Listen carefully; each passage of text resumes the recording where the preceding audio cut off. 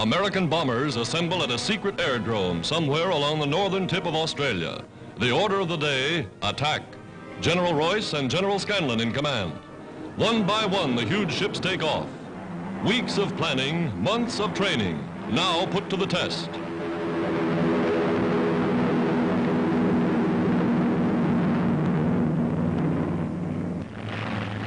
Fast pursuit planes roar down the strip and zoom aloft at incredible speed. These are the fighters of the air fleet. Daily they go up and daily they land. From the looks of the bullet holes, some of them have made contact with the enemy. Battle scars that show that American ships are built to take plenty of punishment.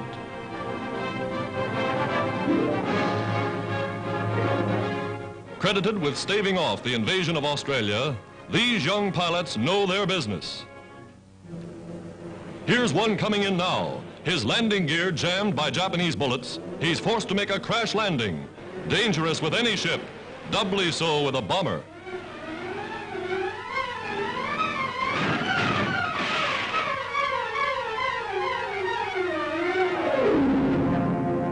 And he does a perfect job. All hands aboard safe and sound. The pilot is congratulated by the general and mentioned in official dispatches.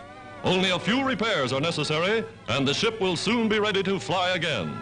A thrilling example of how American airmen are rapidly winning the mastery of the skies.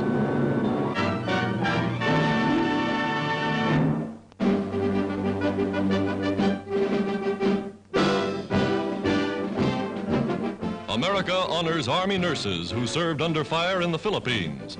Heroines of Manila, of Bataan and Corregidor, their deeds have written an epic chapter in U.S. history. Mrs. Roosevelt looks on as 6 who came back receive medals for valor. To student nurses, their courage is an inspiration. Caring for the wounded until told to go, they were the last to leave. On the home front, women enlist for less glamorous, less hazardous, but equally important work in industry. Replacing men who are called to the colors, these girls are operating one of the nation's biggest lumber mills.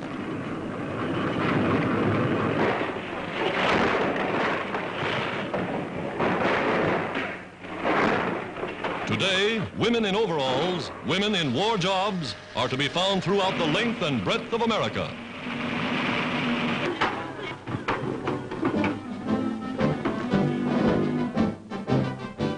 Even at Army proving grounds, the so-called weaker sex is doing a man-sized job. Testing tanks is just daily routine for this all-girl crew.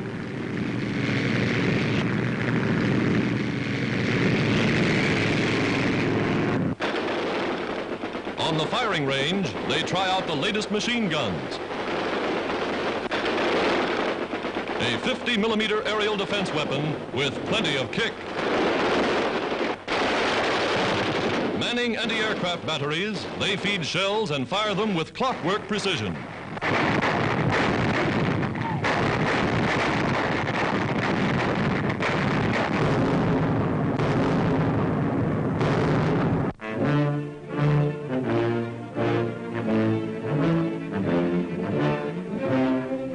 Arsenals of the steel makers, the heart of industrial America, providing the United Nations with the tools of war.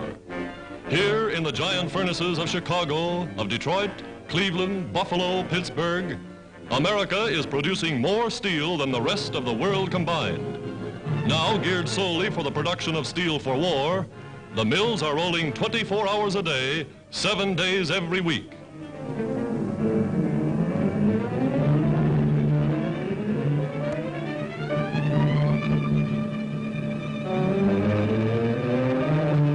Endless streams, the hot molten lava flows to the forge of Mars.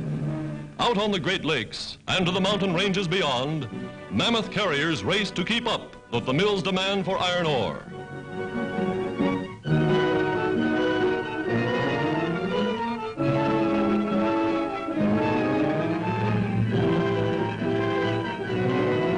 Here, in the largest open-pit iron mine in the world, the battle of transportation begins.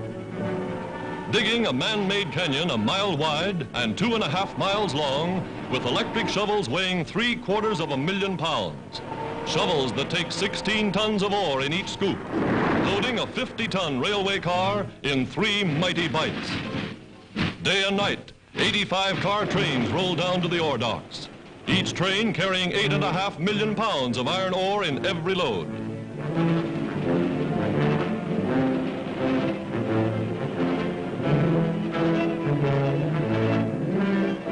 Below the massive trestle, ore bins yawning wide, the lake freighters await their cargoes. The big chutes open and down it pours. Record loading time, 13,000 tons in 16 minutes. Enough ore in a single cargo to build 6 modern destroyers. Out into the broad waters of Lake Superior, the carriers begin to move.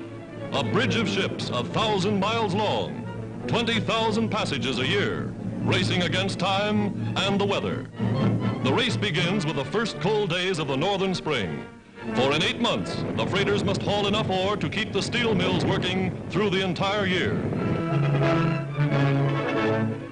Through the peril of fog and snow and ice, across 90,000 square miles of landlocked water, the Great Lakes Fleet is winning the battle of transportation. Iron ships and iron men supplying the sinews of war to the arsenals of democracy, the mills of America's steel makers.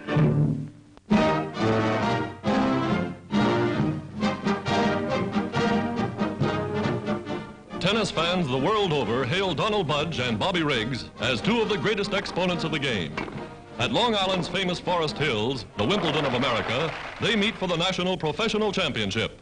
Budge serving, 26 years old, Don holds more titles than any man in tennis, and he's winning again. Europe remembers the Yankee redhead for his brilliant performances with the Davis Cup team.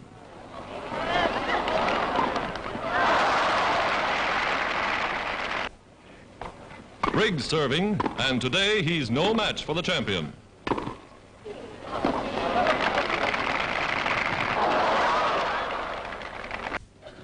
Budge now serving in the far court, and this time Riggs wins a point.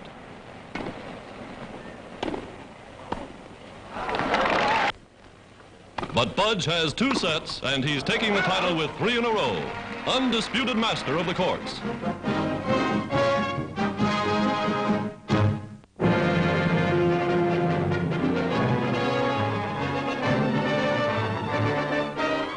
$70 tons of airplane.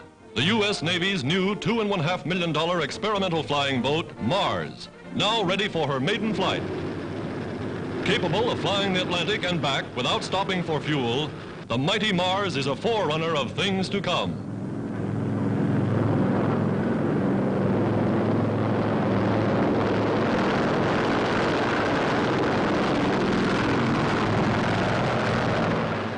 The contrast between a Navy patrol bomber and the giant amphibian is striking.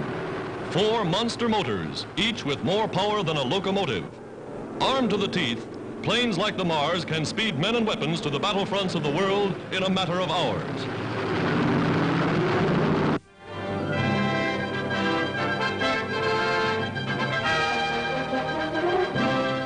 Canada's answer to Nazi U-boat sinkings.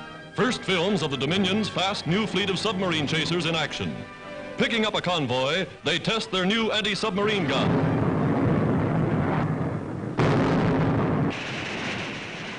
Built for terrific speeds, they cut the water like a knife. Equipped with powerful depth charges carrying higher explosive power, they can blow up or cripple a lurking U-boat in more than twice the area possible a few months ago. Here's a sample.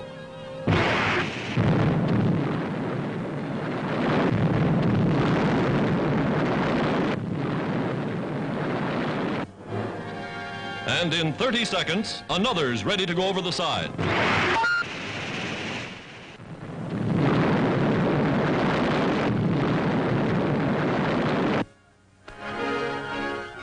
That, says the skipper, is that.